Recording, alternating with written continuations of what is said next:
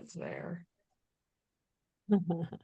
Hello, everyone. Welcome to the Poetry Salon cast, also the Poetry Salon YouTube channel now.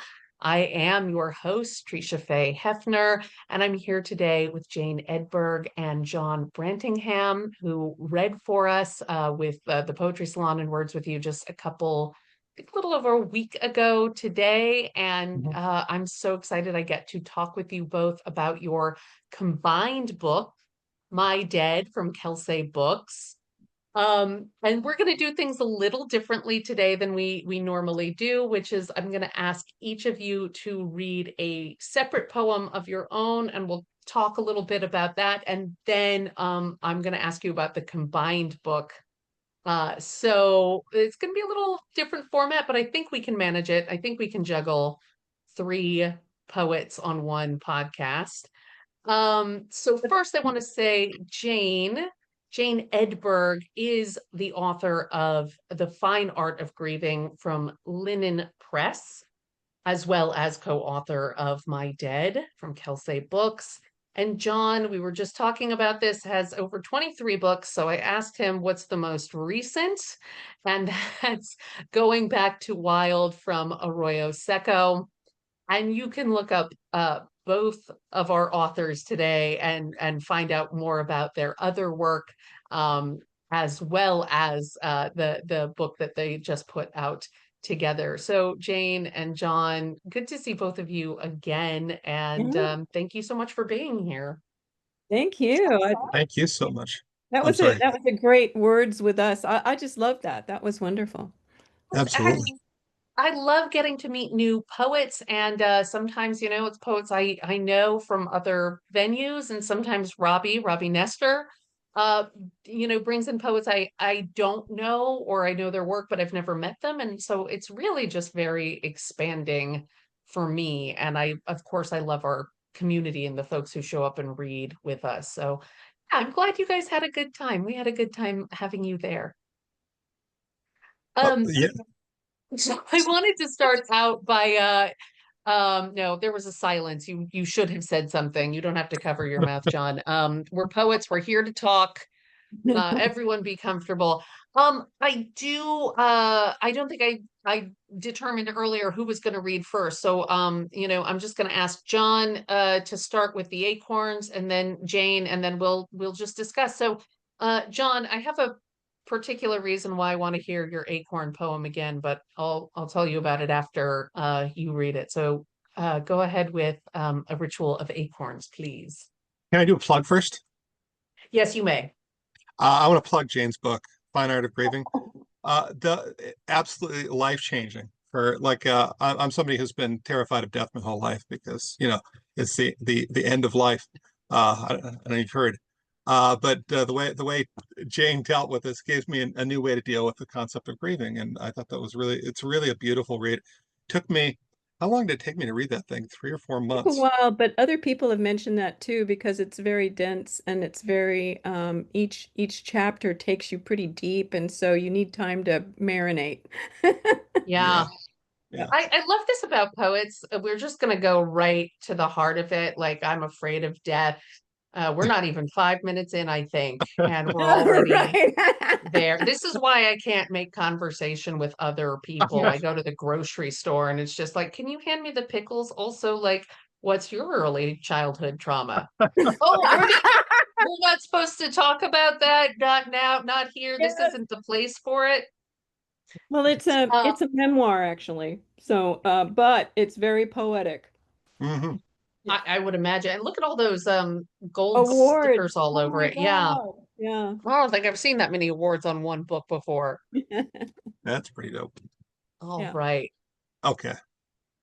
Thank you. Acorns? Yes. Now we'll move on from grieving to acorns. My daughter's a poet too, and we time it, and we're like the other day it was 6 minutes when we were on genocide. Yes. Okay, this is the ritual of acorns. First is the gathering. You have to get out into the woods just after the acorns fall, so the bugs and squirrels don't get them. and before they get too wet or start to rot. Then there's the drying and the shelling, and then you have to put the stock pot to boil to leach the tannins before you get to the point where you can start cooking. You lose yourself in the gathering. You lose yourself in the shucking of shells and drying and boiling them clean. You lose yourself and descend into the dream of feeding yourself. You eat them and are of this wild place, your body built of its giant trees. Ooh, wow. Yay. Very lovely, very That is lovely. beautiful. And Jane, I'd love to hear the short Okay. poem that you sent me. All right. Drawn in the past. Was there anguish in as you pushed the pen across the page, or joy, finding the perfect curve of a jaw, hip, ankle? Could you render yourself in the poetic stroke, appreciating a fold of stomach, dimpling of thigh, the delicate tip of nipple?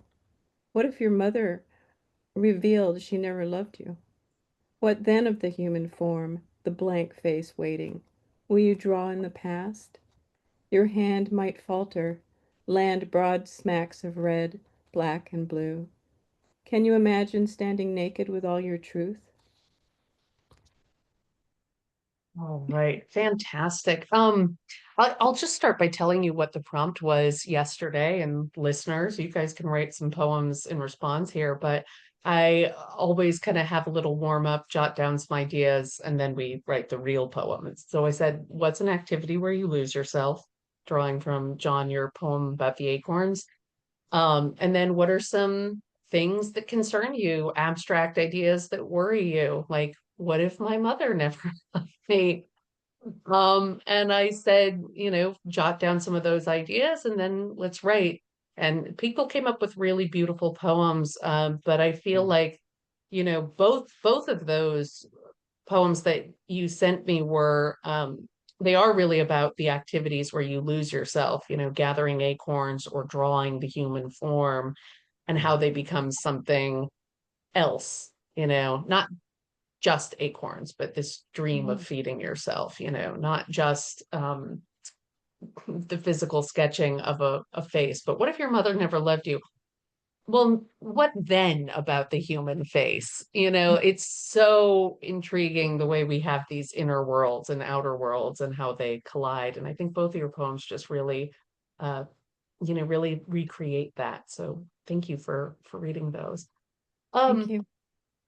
I have to tell you, John, part of the reason I really wanted to talk about your poem, I had kind of a more mirthful, superficial reason, but we can get into the fear of death as well. But it's fall out here in North Carolina, and I grew up in Northern California, lived in Southern California for a long time, was away, and now being back in North America and in North Carolina, I've been like enchanted by all the acorns that fall in the autumn. And Mm. Yeah. I do this thing that some of my family members think is wonderful and some of them think is psychotic. And I go and I gather acorns and then boil Good. them, boil the tannins out, pound them, boil the tannins out, make acorn bread, bring it to family gatherings where some people eat them and the others go like, no, I'm going to get food poisoning. I can't eat a wild thing. I can only eat things I bought at, Safeway. So I loved that poem. And I'm just like, thought I was the only one who did this. So can you That's tell good. me a little bit there about your process? I mean, how long have you been doing this? Well, What is just it? yeah, I mean, it's just last year, really, because I was in Los Angeles for so long, but I spent a lot of time in the High Sierra, and the uh, gathering food is not as easy. It's more like berries and that kind of thing, and we Yeah. did a lot of that, and we wandering around. But here, there's food everywhere, right? We started off the season with ramps, which are amazing. I don't know if you've ever had a ramp, Jane, being on the West Coast. No, It's what is that? it's little leaf that grows out. It's about this thing, and it tastes kind of like garlic. And we have ramp salt that we do. We have ramps as herb. I cooked them as greens when they were out. It's like there's a whole season around. And you go on the East Coast, there's such like a diversity of, it's not really the coast. I'm not on the coast. I'm way inland. Yeah. There's such a diversity of plant life in a way that there isn't in Los Angeles or in the mountains nearby. So now I'm Yeah. just like gathering stuff and eating it and making sure that I don't die. I still have not got, I keep seeing things that I think is chicken of the forest, and God, I want to eat it, but also there are things that look like chicken of the forest and Yes. that'll kill you. And Yeah. so I'm not going to do that. For the listeners who maybe live in LA and urban landscapes, what is chicken of the forest? Okay, chicken of the forest is a great big fungus that grows on dead and rotting trees, and it is orange the way orange crushes orange, right? It's got that same sort of bright thing. And if you get the right one, it's delicious and it tastes like and if you get the wrong one, you're dead. So Yep.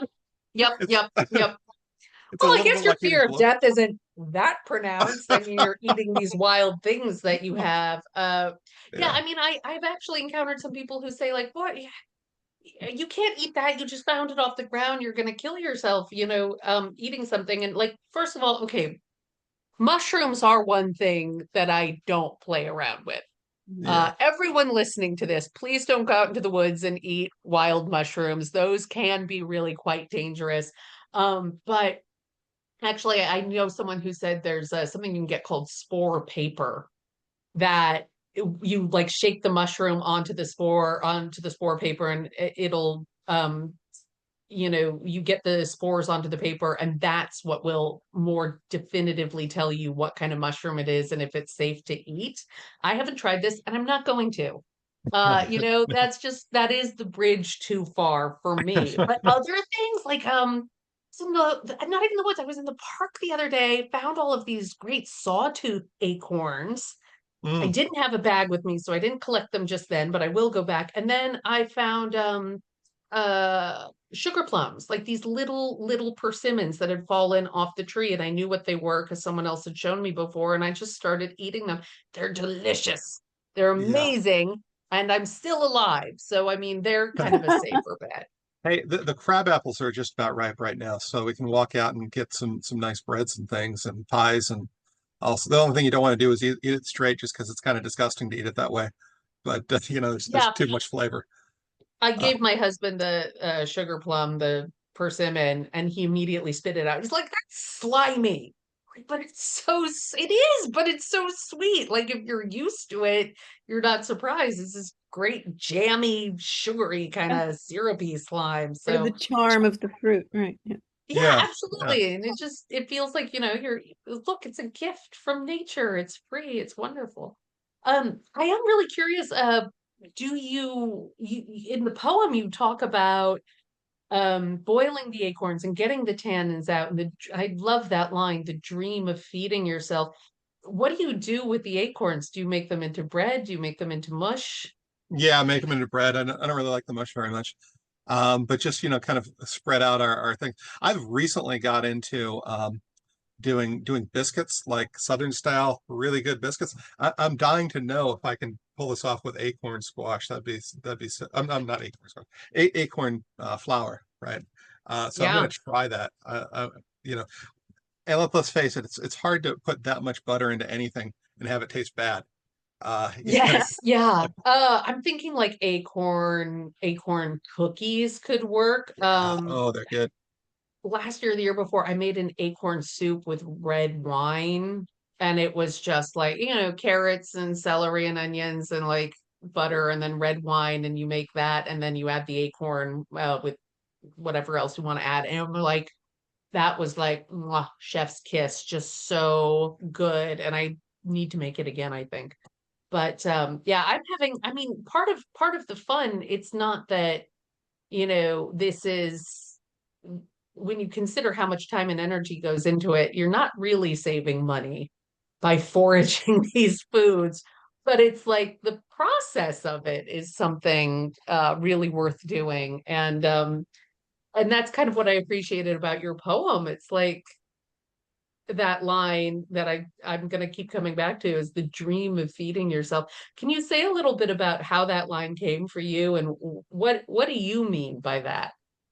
That's hard to say because I'm working with a form here. That's an Italian sonnet, and the great thing about the Italian sonnet or any form is it pulls the ideas out of you, right? Yeah. And so as you're working for that rhyme, your head is going to the most important place that it could possibly go, right? You just naturally as you're struggling to get this thing out, and so you make the rhyme, but you say, well, the dream of feeding yourself. And that's a, but I think where that comes from is I don't really want to buy anything anymore. I don't like money. I don't like being part of any of that system. And the idea of just being able to feed myself is something I've dreamed about for a long time. Then I found out that I really am not a person who can get my own meat. I really have to live in this sort of dream state where the meat is something and the animal is something else, right? And my friend Yeah. Ned has tried to get me to hunt, and it's like, I'm not gonna. I like I, I get that I'm a hypocrite, but it's okay. But aside from that, I've been trying to feed myself as much as possible and just to forage. And I tried to do a garden. The garden keeps failing except for my flowers, but they're all edible flowers. There So you go. and have the salad, right? Well, those little yellow and red guys with the heart shape. Nasturtium? Marigolds? Yeah, marigolds. Oh, I got those. Marigolds. Yeah, I got the, Yeah. You and I have to talk. This came up when I was talking with Tim Siebles the other day too, uh, and talking about just this fantasy of going off into the forest and living off the grid and peace out civilization. Yeah, I've been finding lately, for whatever reason, I keep watching these videos about leaving civilization, foraging, how do you live completely off the grid? There's an interesting one by a guy named, their YouTube channel is called The Epic Gardener, and he tried to live 30 days in San Diego by just wow. living off of what he could grow in a small plot of land and what he could forage. And Mhm. he survived for 30 days. I'm like, I think out here on the East Coast, it would be even easier too, I because think so. Yeah. I mean, because it's a desert environment and there's the population density there is so much higher than it should be, yeah, that it makes it very, very difficult to do it. But if the population density were as it was, 150 years ago in California, you could pretty much pull that off. yeah, Um, yeah. yeah. And Um, yeah. I think this is really fun. We need to have like a poet survivalist group. And even if we don't have to, live off the grid, like it's a fun challenge. It certainly, I think, would create a lot of opportunities and inspiration for poems. So yeah, okay. Maybe maybe that's the next project.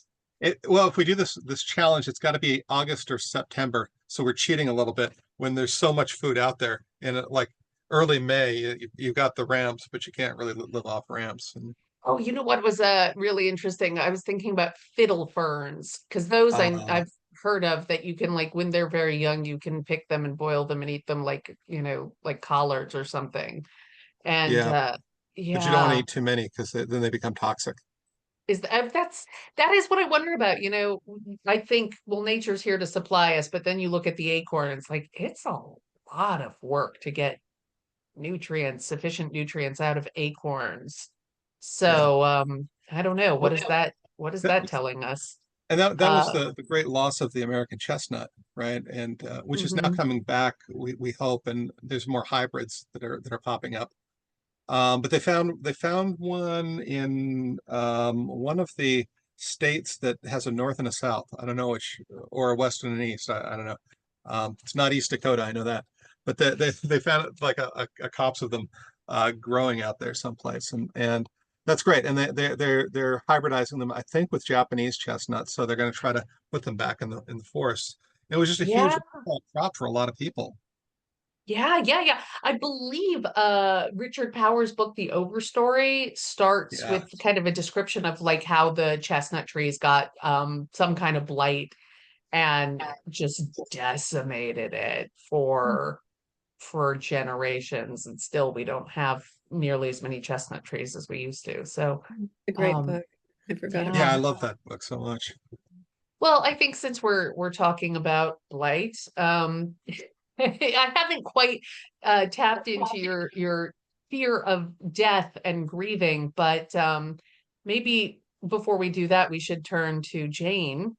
And I would love to know, Jane, I'd love to know a little bit about the book that John plugged, as well as the poem that you started us off with. So do you want to say a little bit about The Fine Art of Grieving first? The fine art of grieving arose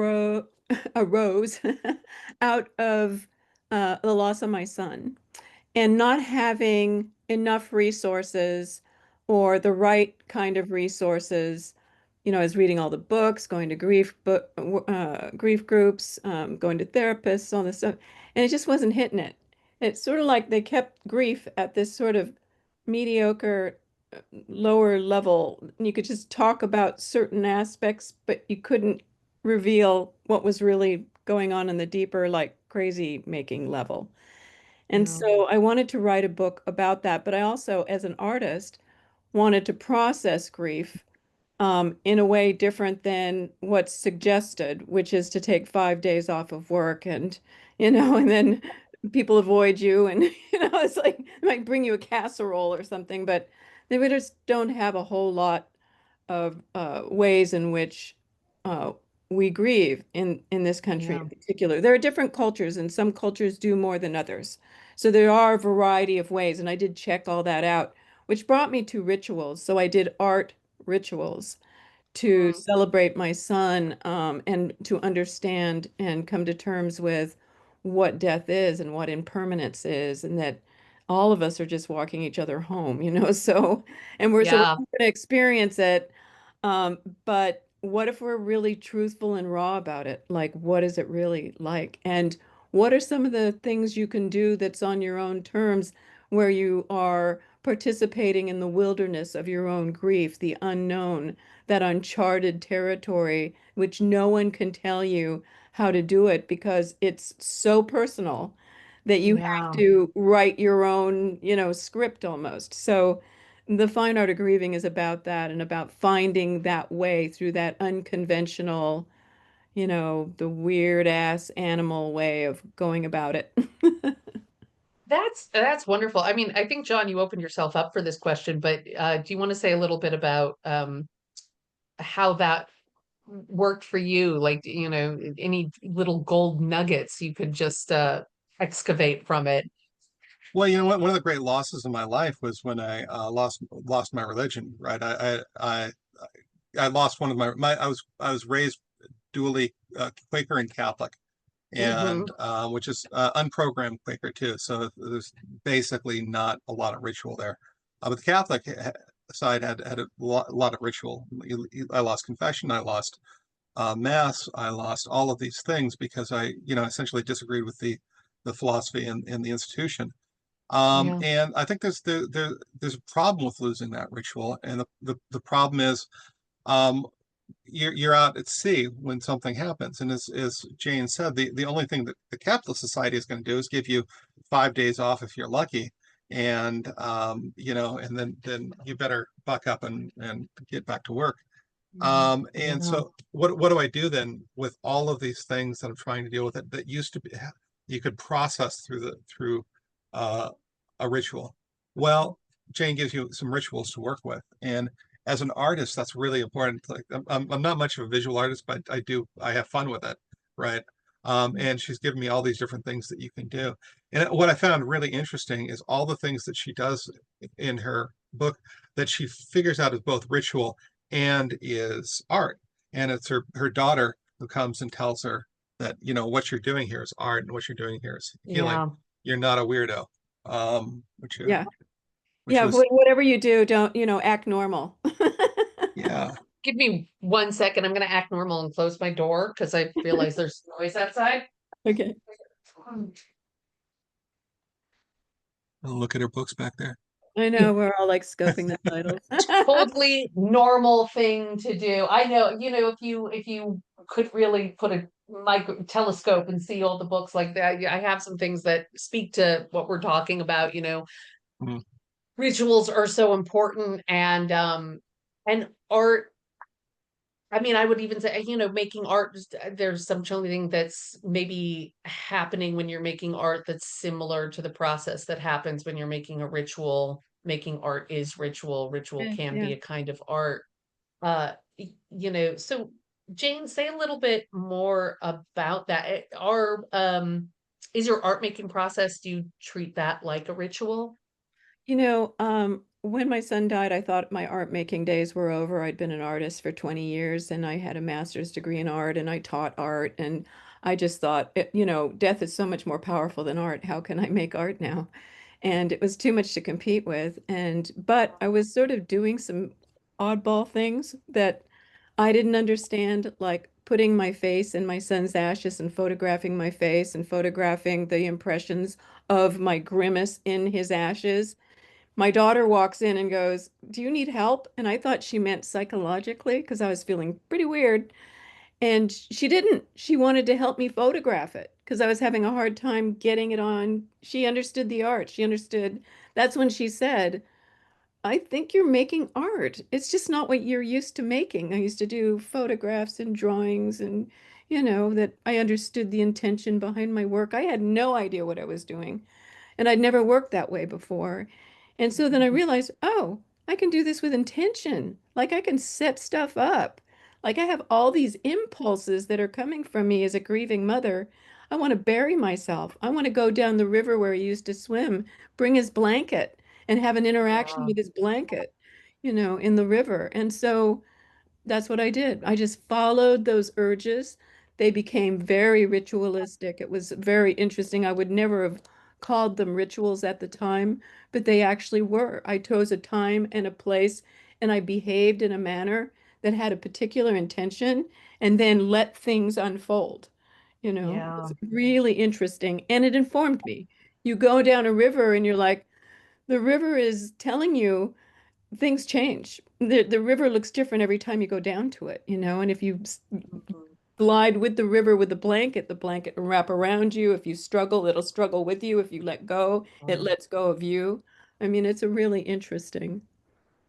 Yeah, that is I mean, there's a lot I want to pick apart about that. I hope it's okay if I ask, how did he pass? Was Yeah. it unexpected? Yes, yes. He had been partying with some friends, decided to walk home, crossed the railroad track and got hit by a train. He was pretty drunk. So, yeah. Yeah. Wow, wow. And but you It have sounds so dramatic, but it sort of doesn't matter. It did at the time, but and now when I look back, it's like that's just how he died. But uh yeah, it's differently one than of that. those things that must feel like no one's expecting that. Yeah, No right. one No. warns you that that's a thing that can happen. Well, except Uh, that I did when he was little. I used to warn him all the time because we lived in a place where you had to go cross the railroad tracks to get from one side of town to the other. And we lived, and Mhm. he worked on one side and lived on the other. He had to cross the tracks. So he just wasn't paying attention. yeah, Mm. Yeah. wow. Yeah, and I mean, I'll just say, working with poets so long, I have a number of poets that I work with and poets whose work I've read who have children who died unexpectedly or, too soon. And so I would be really interested in referring some of them to your book, referring to some of their books, Mhm. which I think is another useful question. You said that you didn't feel like there were a lot of great books on this subject. Were you turning to poetry? Did you find any books that you found useful at all? I didn't turn to poetry till much later, but the poets knew how to write about it. I have to say that. Yeah. Ellen Bass and I can't think of her name. It's Donna Hilbert. yeah, Donna Hibbert. And there's a few, and I'll tell you, they know how to write about it. Yeah. They get right in there. They don't mess around. And that's the thing is I think I grew weary of books that um took their time going into very gently talking about it, and then the book was over, and you're like, wait, did we not cover, like, did you miss what's going on? You forgot to talk about Yeah. so many things. And I think, there's a time and place for um the what is that book? Magical Thinking, A Year of Yeah, Magic. yeah, the year of magical realism. No, Yes, no, the yeah. year of magical thinking, Joan Thinking. Didion. Yeah, Yeah. Joan Didion. And then I read that, but people go, you need to read her book, and I read it many times, and there's things I totally appreciate about it, but it's not the book I needed to write. My Yeah. book's really different and much more visceral and more of like a story. And Yeah. stories within stories, and looking at childhood traumas, and looking at how if you're already traumatized and then you lose a child, what does that look like? And then Right. when and can you heal grief? And a lot of people say you can't. I advocate that you can, because I did. And what does that mean? So then describing what is healing, and what does grief look like, and how does it show up? And all of that is such a huge can of worms. Absolutely. And I mean, the idea that there isn't the book that you want to write. I mean, in some ways, I would say, don't we all have to write that book? Like, Mm. even if that book, exactly that book with that message, with those points was on the shelf, wouldn't you still need to write your own? Because that's your process, your way of processing Yeah. it. Yeah. And yeah, I like I said, have worked with a number of people. I think, everyone's had some form of grief, and some people say like, no, you don't heal from it. Some say yes. I will say I'm gonna plug another book called Vanilla Milk by my friend of the Poetry Salon, Chanel Brenner. I And have it. Yeah, I oh, think you I should have one. have it. Yeah. Hmm. You should have it. And her follow-up book is Smile or Else. And Hmm. that one I think is, years after her eldest son Riley died when he was 6. Mm. And her follow-up book, Smile or Else, won the Press 53 prize. And I think there's a lot, there's still poems where she's talking about Riley, but then she's also talking about her younger son and raising him. And the title of the poem comes from um, trying to put a photo of him on Facebook. Mm. And like smile or else, trying to get them to smile for the camera. Yeah, Uh, yeah. but Chanel has a great poem, and I can't remember if it's in Vanilla Milk or if it's in Smile or Else, where she compares grief itself to a child, and like how the child grows up, and like Yeah, the grief was that's Hmm. great. younger. And yeah, Hmm. I've True. always loved that. My Yeah. grandmother passed, and I felt so awful and sad when she died. And then, this is 10 years later, and I'm like, it's still there, but it has grown up. It's more independent. It Yeah. doesn't need me as much, So I Yeah, mean, yeah, I yeah, thought that yeah. was a Grieve great until metaphor you for it. don't need to. Yeah. Hmm. Yeah, yeah, and it's still there, but it takes a different shape, and you can Yeah. honor it. And Well, I think it's Mhm. interesting to say that grief is still there. I don't know that that's necessarily true for everybody. I don't have grief around my son's death. What I have is I miss him, and I think of Yeah, him, and mostly I would say that I was in grief, now I'm in love, which is really a different way of approaching, but I've done a lot of spiritual work around loss and impermanence and Buddhist thought and so forth. So I've been very fortunate to be able to do that. And I wanted to heal. I think there are yeah, people that don't want to because it helps them to stay connected. That's fine. I'm not yeah, against that either. I just don't I just don't feel right when people there's a lot of it on TikTok. They say you'll never get over it. You'll carry it. It's like, I'm yeah. carrying it. No, don't tell people that. It's not, it may be true for you, but it's not true for everybody. Yeah, I do really appreciate you saying that everyone's journey is their own, and like, Yeah. let's not put a judgment or a mandate on it one way or the other. I think that does kind of bring me to the back to the poem, um, which we've been talking about you making art, and that's kind of a broad thing. I assume that you are primarily a visual artist, but obviously you're writing poetry too. So yeah, tell me a little bit about Writer, what artist. art is for you. It's writing too. I think of writing is art.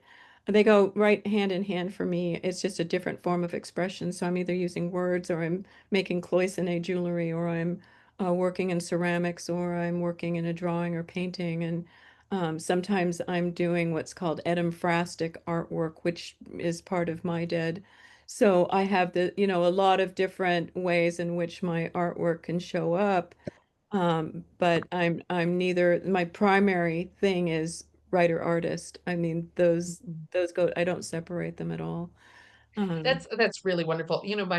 I have a master's in the psychology of creativity. So I was just talking with Hmm. someone today about how I'm interested in the creative process. yeah, yeah, it's Writing is my medium, but I'm here for all of it. yeah, Dance, music, yeah, me too.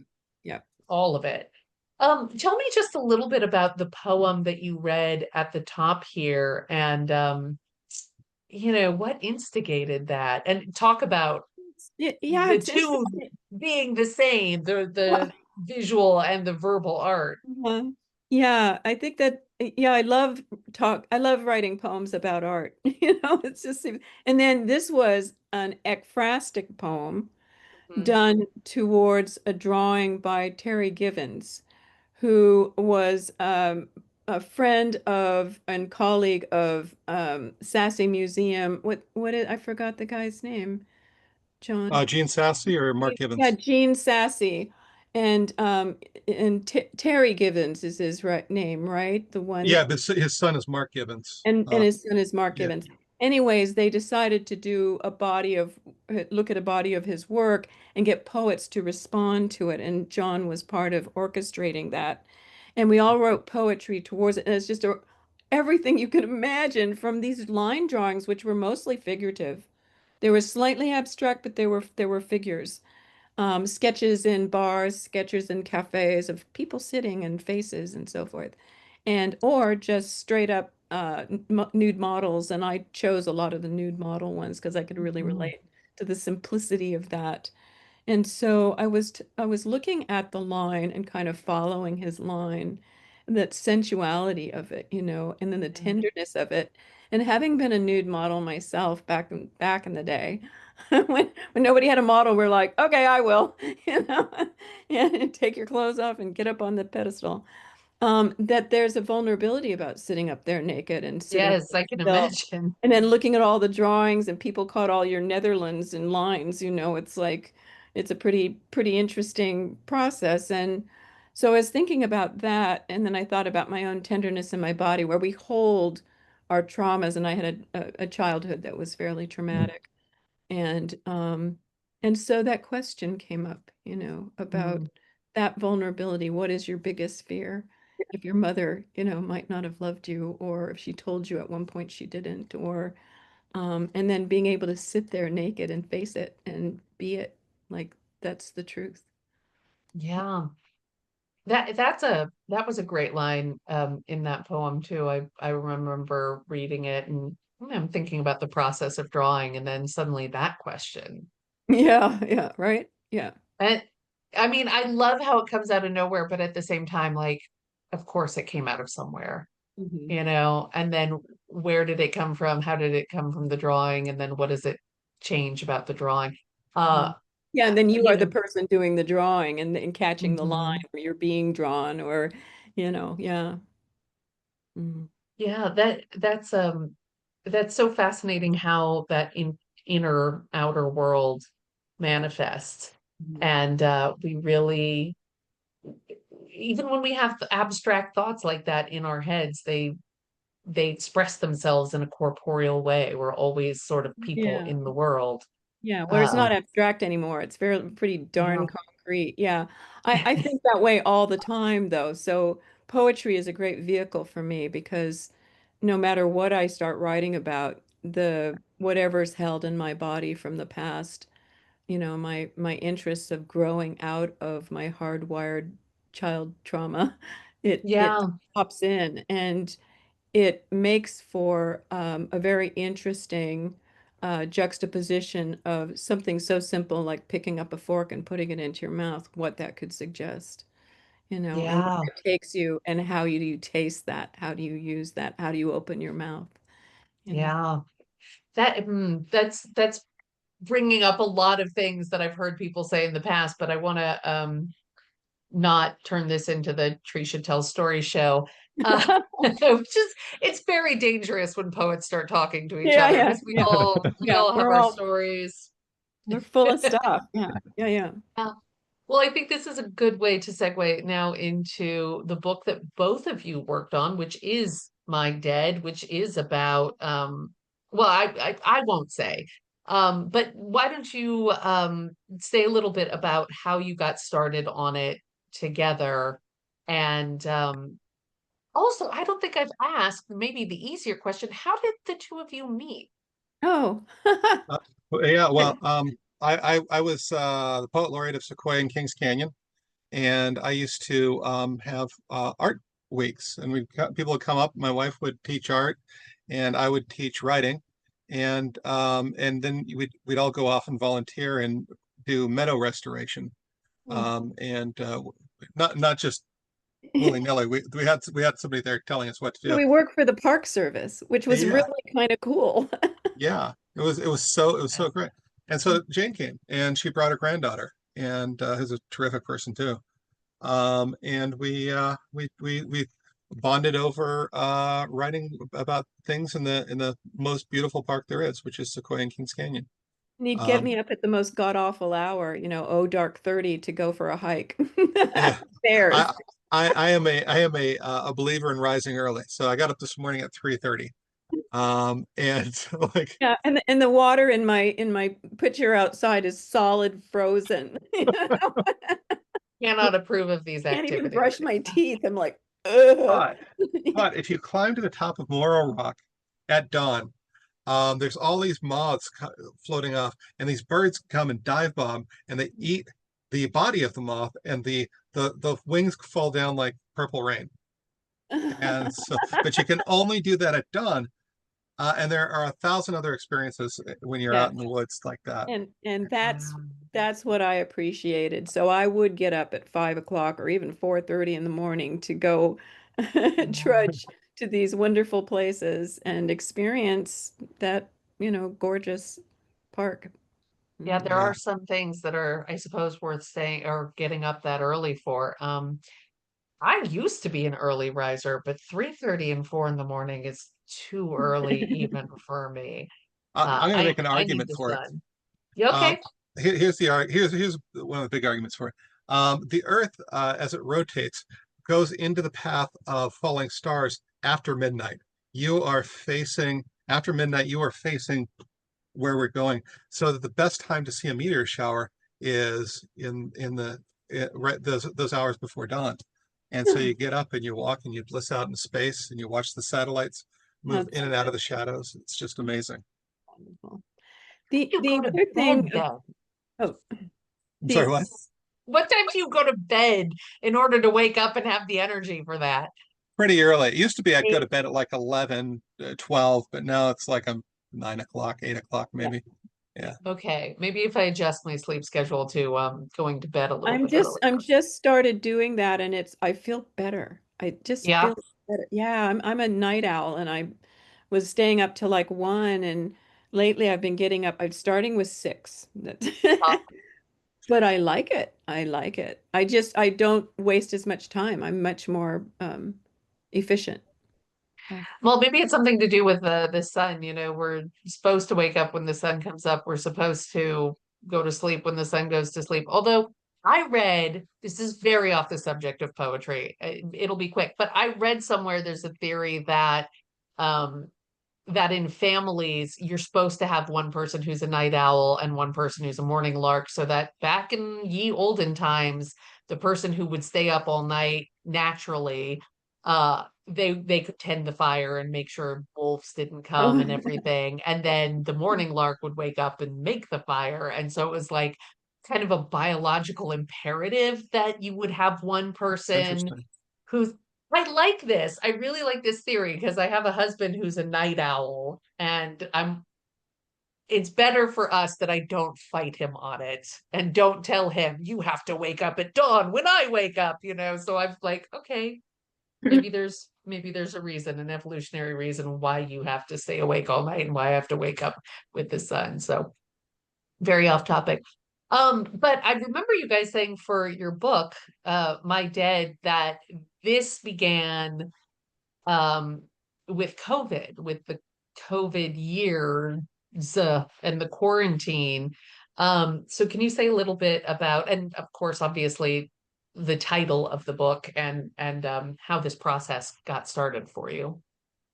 Yeah. Yeah, well, I started just I was writing a lot of poetry, and it was just very fast poetry too. I wasn't taking any time to revise, and I started with very long walks, and I lived in Ontario and Pomona, right on the border of Ontario and Pomona. I don't know if you know what that area is like. People call it scary. It's not scary, but it's very, very urban. I lived right on the train tracks. And so I was walking around looking at the natural sorts of things, looking at the people, looking at nature. One of my favorite things there, and Jane drew a picture of this, is there's a palm tree growing up through some kind of deciduous tree, and I can't remember what the deciduous tree is. And it's kind of just like pushing its way through. And so I was just kind of blissing out on that. And I couldn't go and obviously couldn't hang out with people because it was COVID time. And so I'd come back and I'd write like 10 poems. And I wasn't thinking about publishing them. I was just like almost journalistically just kind of getting them out as fast as I could. Yeah. And then Jane was up at Moss Landing and contacted me. Maybe talk about the process. Yeah, I can't remember exactly, except that I was thinking it would be fun to do, we had done the Terry Givens, and I thought it'd be interesting to look at some of your poetry and respond to that, in Mm. a way. Um, but it would be inverse. And I'm like, can we do that? And then so I asked you about your poetry that you're working on. You sent me some, and I immediately knew what to draw. Like I just looked at them. And I think it was because there was like a shared vision of what you'd hit it, what that isolation and the Mm. feelings of observation, but you can't really connect with people that you want to connect with. All that separation and so forth was really interesting, but there was still these interesting observations about how life is continuing to go on. And I saw some ways in which I could respond to that adding to it, not Yeah. just illustrating it. So there's a big difference between what an artist might do with poetry is they might illustrate the poetry. And I was interested in having a conversation with what he was saying. So I would draw something that was different, but enough connected to what he was talking about that it became that conversation. And John even said sometimes an argument, so Yeah, I yeah. thought that was so cool. It was And cool. yeah, in the first drawing I sent, I asked him, can I do a drawing? He goes, yeah, totally. It was completely open. And I sent it and I'm like, oh God, because it was kind of like a little edgy, like I wonder if I'll offend him or like, what if he doesn't like Could this? you, I know this is really difficult, but some people will just be listening to this. Could you describe what the drawing looked like? Yeah. I I'll know hold it up. I'm Sure. asking you to be ekphrastic here. Yeah. Yeah, that's great. Okay. Mhm. So I'm saying two naked figures covered by a shower curtain, but the water isn't touching them. And And then then there's the feet of a single person coming out. Oh, so it looks like the naked people are on the shower curtain, like it's a drawing of naked people on a shower curtain, but a It's a single blanket. person just Yeah. being covered by it.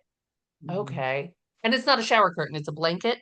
The blanket, and John was talking about someone Oh, had so shower curtain. discarded a blank or left a blanket on his car, thinking that his car was abandoned because it had some broken parts on it.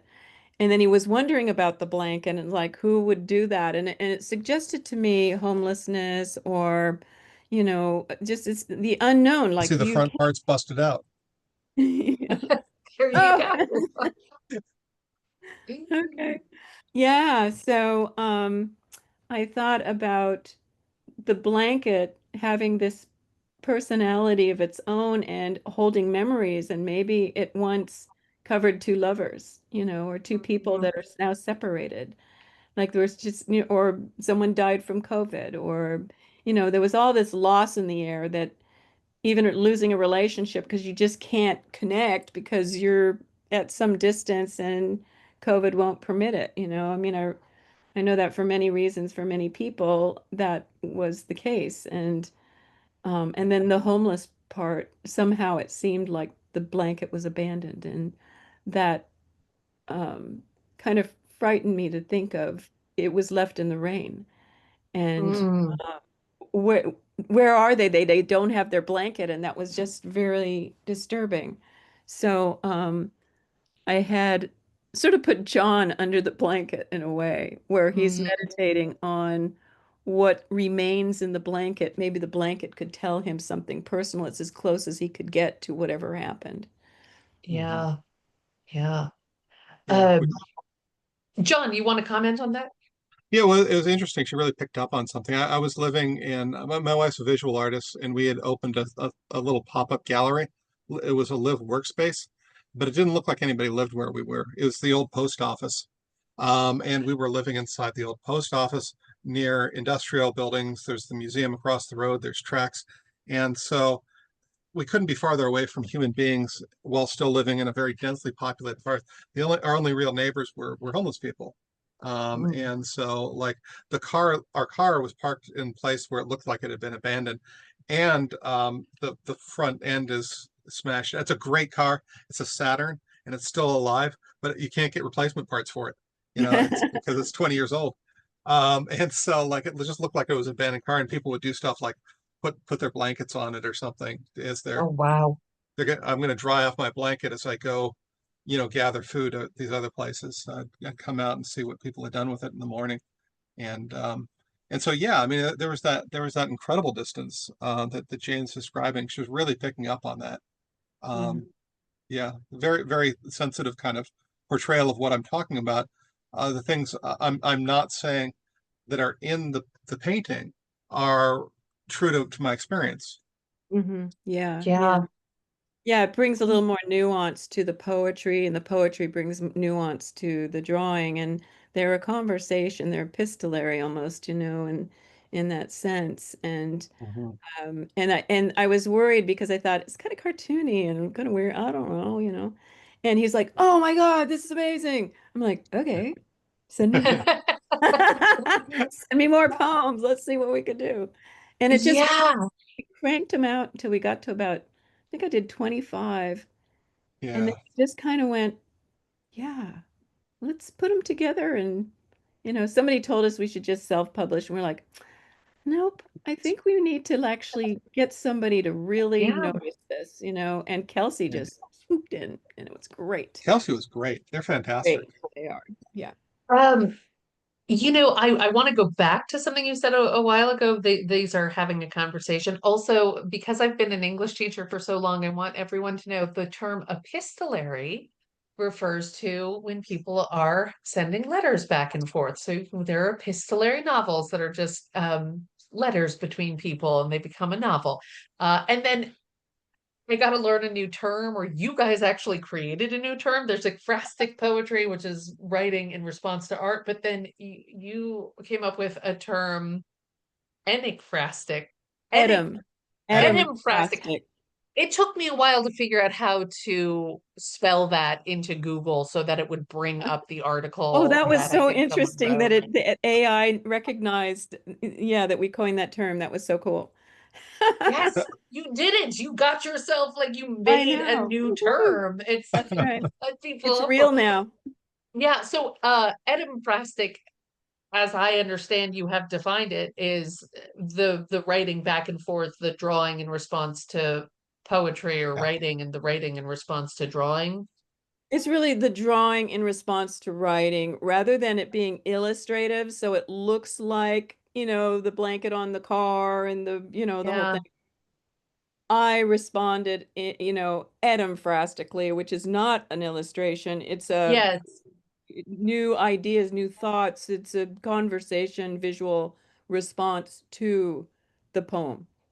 Right, because when you have an ekphrastic poem, what I'm always admiring in ekphrastic poetry and trying to, help people suss out, it's not just a description of the visual art, but you Yeah, have to yeah. add like, what's your response to this visual art? What does it make you think and feel? And how are you interpreting it. A You springboard almost. Yeah, the artwork. right, Hmm. right.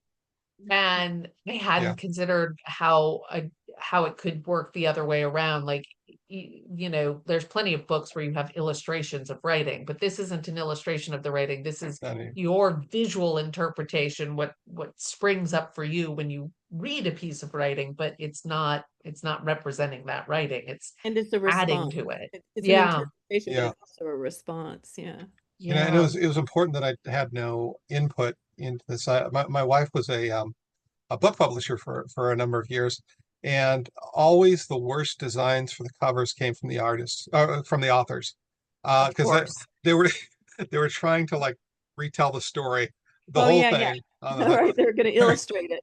Yeah. yeah. Yeah. Whereas the artist would come and capture the feel and say something important about what's inside the book. And I knew that like as the poet, if I even gave Jane any advice whatsoever, it would be just god awful advice.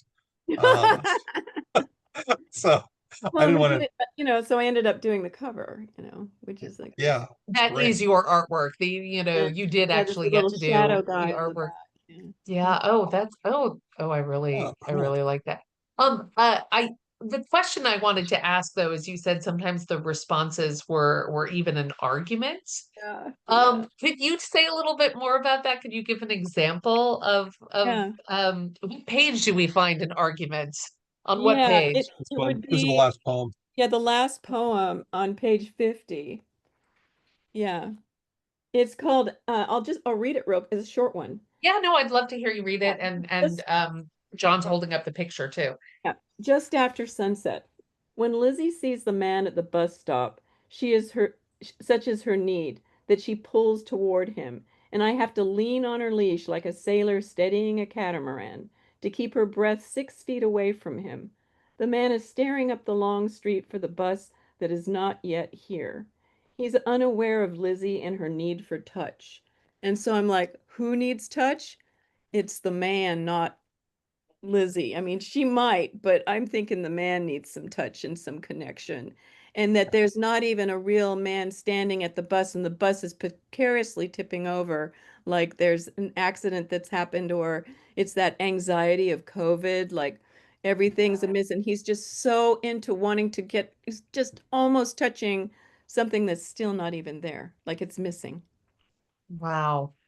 Um, you say the image and the poem are in argument with each other. I'm curious, did you ever get into arguments with each other after showing the art, after showing the poem? No, that was what was so interesting. Like John was like very, very open, and he told me that it was a really good way of, he's mentioned before, getting ego out of the way so that you Yeah. can allow these things to happen. Because if we did, I think it would have shown up as a really different book. We would have been Yeah. Yes. we would have been collaborating intellectually to make it something, and we weren't. We literally, he'd send me a poem and I'd send him a drawing. We never discussed it. And even Mhm. when they were all done, the only thing he would say is like, "Oh my God, wow," or something like that. And I would do the same, and that'd be it. You know. Wow. So it Yeah. really unfolded in its own grace, really. Yeah. Well, I taught argument for 30 years or something, and I always told my students that arguing and bickering are two very different things, right? You and arguing is not debate, right? You are together trying to find a truth and trying out different sorts of points of view. And if the other person is right, you want to be open and say, "Oh, okay, I've been wrong this whole time," right? It's not a sort of an emotional, violent thing to argue. It's a very calm, sedate. Let's all be Aristotle and wear a toga and talk about things very calmly and I just trying to see find the truth. I can see you saying, That's "No, how no, it's you're supposed to wrong. be. That was Lizzie trying to touch the man." Yeah. What's bickering then? Bickering, what I told my students is bickering, the object is to make your sister cry. Okay. And you don't care if you're right or wrong. You just want to see your Yeah. sister cry. Oh, okay. All right. I mean, I feel like I've been in enough arguments with people who are close to me that I'm like, I think that the arguing and the bickering sometimes go hand in hand or overlap. Your intentions overlap, but I Yeah, see it like in an idealist sense or an idealistic way. Like, of course, an argument And should be the to get at truth.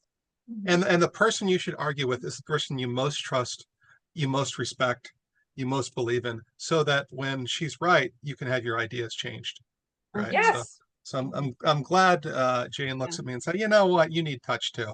It's like Yeah. that's probably true. But Well, and something about our sorry, Jane. Yeah, relation. go ahead. I don't think that this could have happened if we didn't have a deep trust and respect for each other. Like Yes. we really allowed each other that space to be who we were in connection of that collaboration.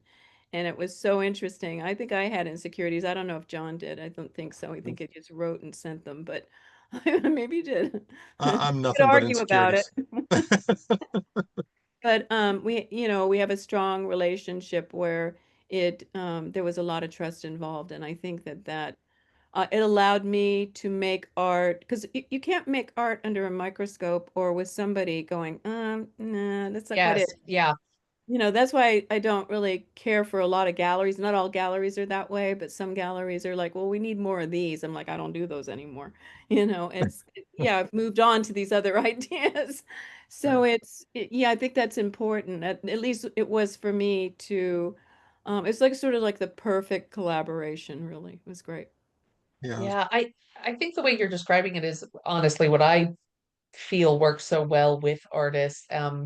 And you're also creating your own separate work. I mean, I know it's a book of poem and picture having a conversation, and yet there's that nice kind of dividing line because John's not trying to draw Jane's pictures, Jane isn't trying to write John's poems. Yeah. They are having that conversation. I think it's kind of a good little microcosm of how art itself works, Mhm. that Mm, you put something out there and it instigates something for someone else, and you don't have to say like, no, that's not what I meant. You allow someone else to have their feeling, their reaction, their response, their Yeah. addition to And I something. would and And say that it was yeah. more John because he sent me the poems not to ask for any of feedback from me other than to do the drawing. And so Yeah. I did the drawing and he never said, no, that's not quite it, or, you need to change this. He just went, Okay. yeah. Yeah. It was Well, really interesting. that's the thing about the arts is they're a 10,000-year-old conversation that we're having with each other that keeps getting more and more refined as Mhm. we, what the Gilgamesh writer was writing about, we're still writing about, Mm. and my wife was just telling me they found something older now than Gilgamesh, which might not be new information, but it's new information to me. Um, and it's I believe a Sumerian priestess is their first writer, and she Yeah, was setting up the religion for their area. yeah. Um, and I find that fascinating. What she's talking about, Yeah. is right here in this picture, which is a gorgeous painting. I Um, love that. but it's a new way of saying it, a new way of experiencing it, and we need that because the conditions of our society change, and so we need to keep refining. I said before, I've lost my rituals. Sadly, I've lost my ritual, but I'm not going to go back to that church. But Jane is giving me back ways of dealing with that, giving me new iconography and a new ritual space, and so Mhm. that this, which is why we need the arts. Hmm. Yeah. Absolutely. I spend all my day talking. So, I was just talking to someone earlier today about that, and about like how in this world of AI that's dawning, like maybe what we do need is maybe that will drive people more towards the arts because it's something that AI um can't quite generate the same way, or why would we want it to? And that's I another conversation. I heard an AI CEO guy talking about. He said, I don't really think people want to make music, and so with this they can just have it made for. It's like, are you out of your mind? People have been That's making wild. effing music since before we Yeah. were humans, probably, and we really, Yeah. really like it. Yeah. Uh, you know, Yeah. That is AI wild. AI it's sort of like it's here, Yes, yeah, and I had a student. It was 27 years ago. I had this student, and he was like kind of a mischievous, going the wrong direction kind of student. And I took him under my wing, and my son had just died, and here was this kid. And I'm like, I'm not letting anybody. Like I just took him under my wing, and he became a professional designer and got in with a big company. I don't want to really give out his name because I revealed something about him that's not that's cool. fair. But he just wrote two fabulous books, Mm. utilizing AI as a tool to help him generate some of what he was trying to say, and then he, edit and so forth. But he was playing with AI to get, Yeah. and there is a relationship with his father is what he was going Mm. after. And it was very, very interesting. It was poetic. It was, and I didn't see the AI in it, which was great because as a teacher, I can like, oh, okay, can you do this over? Because this is Yeah. AI generated, it's like too many adjectives or something. But Somebody, so sorry, keep going, Jane. no, oh yeah. Anyways, just so then I felt like, oh, well, I think if it's used, it can be used in a right way, but it can be used in a wrong way, which is going to be, and there's all kinds of problems and errors that are going to occur, Right. and it's going to mess up a lot of stuff. But there's also something there that's worth observing, and I don't know. Yeah, I mean, I'm a big fan when new technology comes in. It's just saying like, okay, well, now how do we adjust to this rather than Yeah, fighting it? yeah, I yeah, got yeah. really excited because somebody told me, or I heard somewhere that one thing that's really helping teachers turn their kids against turning in AI papers is they assign them to turn in the AI paper, and then their job is to It. fact check Oh, wow. and edit the AI Oh, paper. that's terrific. Yeah. Yeah, it's Yeah. You fantastic. see, that's what I'm saying. Those like Mhm. Yeah, adjust. that's right.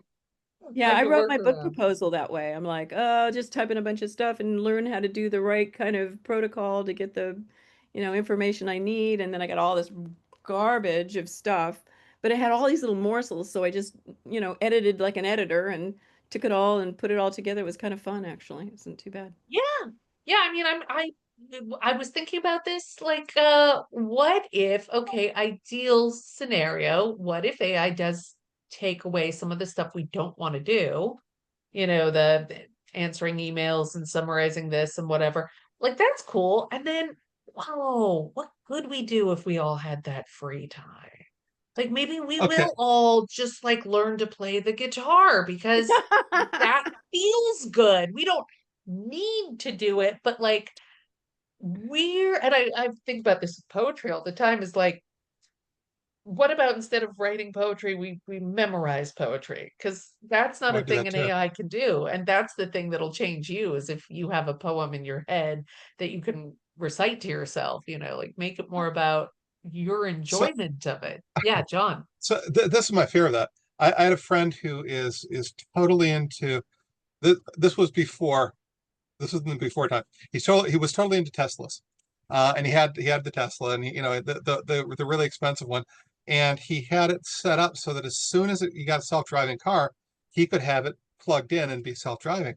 And he's got an hour commute every day, and I thought, oh my God, that's so good. You'd have 2 hours free to yourself. You could read or whatever. He said, no, think of how much more work I could get done. Oh, Oh Oh, it took you no. 5 seconds to ruin it. Just it was, and that would be my fear of this is what we do, and sadly, and I wish what we could do is like, yeah, I'm going to learn how to play the guitar, but often we just put more work on top of ourselves and take that technology and make everything so much worse. And like I when I started off teaching, my office hours were my office hours, and I'd sit there for 4 hours in my office waiting for people to call or to come in. But now, at the end of my career, no one would come to the office hours. It was all by email, and it was all Oh, hours. You know, yeah, so yeah. took that Yeah, and technology, just then ruined it. we get addicted to technology, and then when it fails, we're all at the mercy of it, Yeah. Yeah. That's yeah, that I hadn't thought about that. Well, but I mean, I guess that will be a personal choice. Yeah. Hopefully some of us will use it as an opportunity for something more positive. And of course, there are going to be some people who use it as an opportunity for just more of the same. And Yeah. yeah, it'll be different for different people. John, I am just really curious. You talk about ritual and Jane giving you some of your rituals back. Can you tell us a ritual you'd recommend for us? Well, I'm addicted to as a I lost my Catholic faith, but I'm still a Quaker. And that involves I'm what's called an unprogrammed Quaker, which is what most people think of when they think of Quaker. And what you do is there's no minister, there's no everybody's kind of minister. You sit and you meditate with a group of people. Hmm. And the religion of it is that you wait for the light to enter you and for God to reveal Himself. And if God has revealed Himself or itself or whatever, you stand, you speak, right? In the thing. Mm. 45 years of being in Quaker meaning, I've never been felt moved to speak. Right? Some people speak all the time. I'm just not one of them. But the ritual of sitting there in silence and finally not being distracted is addictive, and I seek it in Quaker meeting. I seek it in hiking. I seek it in the early mornings when nobody else is around, and it's you're looking out and you're realizing that the entire Earth is spun over, and you are riding right into the debris field that's sending things down to you, and you look out into space, and when you look in the dark parts of space, you're seeing infinitely far. And if you think of okay, so when I look at the sun, that's 8 minutes of history, right? That the sun was doing whatever you're seeing 8 minutes ago. When you look into the dark part, you're looking 13.8 billion years ago, and you're Mhm. looking into the distant past, right? You're looking into that spot that existed when before creation happened, or before the Big Bang, or whatever that was, right? And so that if you can sit with those kinds of thoughts, I think that's the ritual that appeals to me, right? Mhm. And it's also great just to watch woodchucks playing. And they're all over. Sometimes they're underneath me. I mean, and is that any different from looking into the dawn of creation? About the Yeah. Kind of same the thing. same impulse. That's beautiful, and of course, very poetic. Jane, same question for you. Oh, what rituals am I doing now or Well, what would you recommend for us? oh. That's interesting. A term comes to me, and I think I heard it when I was 16 years old, and it changed my life forever. And it was follow your heart. Hmm. And I think that for me, it means keep coming back to yourself and asking yourself, am I headed in the right direction? Am I, Yeah, being the person I want to be? What can I learn? What can I do? yeah. What do I love? What do I want? What do I need? And that sort of Mhm. thing. And I think that's a great ritual, and to continually do that in relationship to people and family and life and art and writing and self. Yeah. Do you have a physical manifestation of that? Like, is it just a pause before you start the day? I make myself a syllabus. Do tell. Okay, I'll have to show it to you now. Okay, you ready? Oh, Yeah. gonna pull it off the wall. Hold on, it's coming. So it looks like this. Hmm. And it has kind of, oops, it's going in and out of focus here. So there's like daily care, eat well, Mediterranean, lean, whole foods diet, exercise, good sleep, rest, relax, hydrate, sunshine. And then personal health and well-being, marriage, date nights, walks, talks, growth, those sort of things. So, and then projects that I'm working on and so forth. And I do this once a month to Hmm. revisit what it is that are my main focus and what things are on hold and what things I want to do and what things I need to do and that sort of thing. Yeah. And I'll sometimes scribble notes on it, as throughout the month. And then Sometimes I take things off because I never got to them and they just didn't seem to be important. I thought they were and they weren't. So, Yeah. yeah. So it's just that's the physical part of just, um, it's like a document to myself, like, yeah, remember what you're setting out to do, what are your goals? Some people use those, they're like these books that you can buy, and they're daily and weekly, Yes. all that stuff, right? I just need the one for the month. Oh yeah, yeah. And Yeah. that seems to work for me. And sometimes when I get like all flustered and frustrated because a bunch of other stuff happened that took over, it's usually what happened. And then I'm like, who am I? Where am I? What's going on? I go back to my syllabus and go, oh yeah, I haven't been eating well. And because I got stressed about all this other stuff and how can I revamp this or revise this to get back on track about what's important Mm. to me. So Yeah. Yeah. That's I like that you call it a syllabus because I think a lot of the times we don't take our own personal care all that seriously, but calling it a, syllabus kind of gives it a certain heft to it, I think, it's from certain 30 years weight. of teaching. Yes, yeah, that stuff lives in your Like, this is bones. what you're going to do in the next month. Yep. Yeah, there you go. We've gone a little bit over time, which of course is totally fine. I always feel at the end of these interviews like I've gotten so much from it, and I'm Me so too. loath to stop. Yeah, But but over here in North Carolina, it is the dinner hour. The sky is growing dark. My tummy is rumbling. yeah. And I really hope that I'm going to get to run into both of you again sometime, maybe out in the woods, maybe Hey, when when I'm out hunting for acorns, or some well, other time at a poetry festival.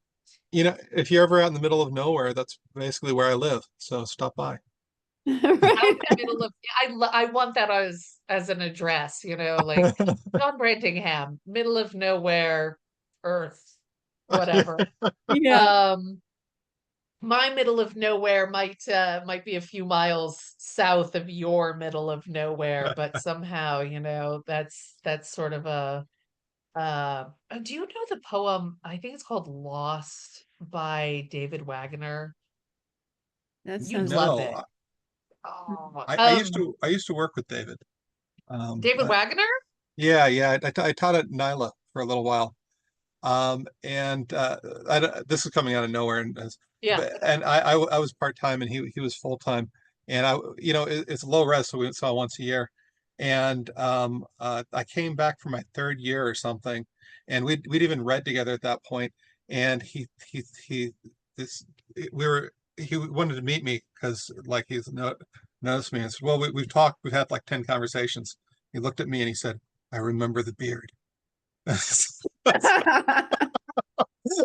That's why I have my David Wagner story. Love But that. he was a terrific teacher. He was a terrific, obviously a great poet too. Wonderful. You would love his poem Lost, and then I think Padre Gotuma covers it on Poetry Unbound as well. I think it was like in the best of maybe I don't know 2008 or something. But when we were talking about go out to the middle of the woods and like we'll run into each other, Lost is a very short poem. And it's like it is one of those poems I've tried to write on my bones, as Mm. Kim Rosen calls it. And it goes, stand still, the woods in front of you and trees beside you are not lost. Wherever you are is a place called here. You must learn to appreciate it as a stranger. And then there's I can't do it when other people are watching. I swear I have this poem memorized. But there is some line about like you just, when you get lost, you can return again if you close your eyes and say here.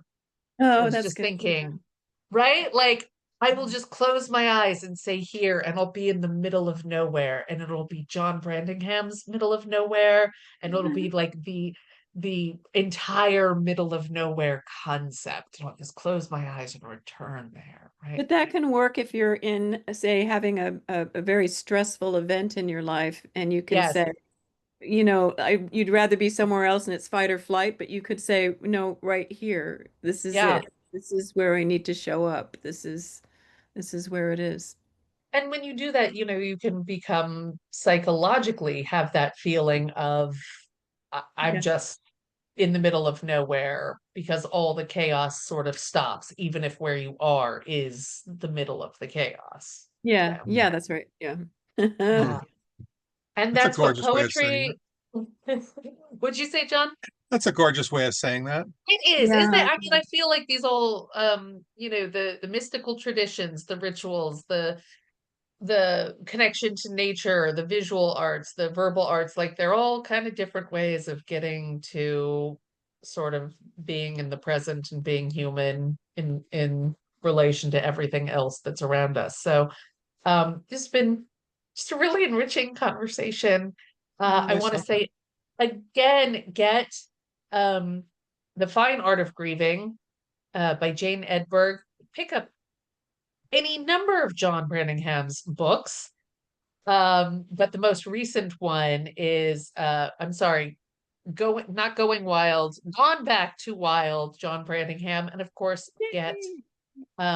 My Dead from Kelsey Books. And you can of course also listen to John and Jane read more from it and discuss more about it on our reading that we did, which is also on the Poetry Salon's YouTube channel. So Yeah, John and that's awesome. Jane, Thank you. thank you again. I don't know when, but I hope I get to see you guys again soon Oh, I hope sometime. so. Yeah, that was Yeah. great. Thank you. Yeah, absolutely. Yeah. Bye. Have a Take care. great Bye, evening. John. Bye.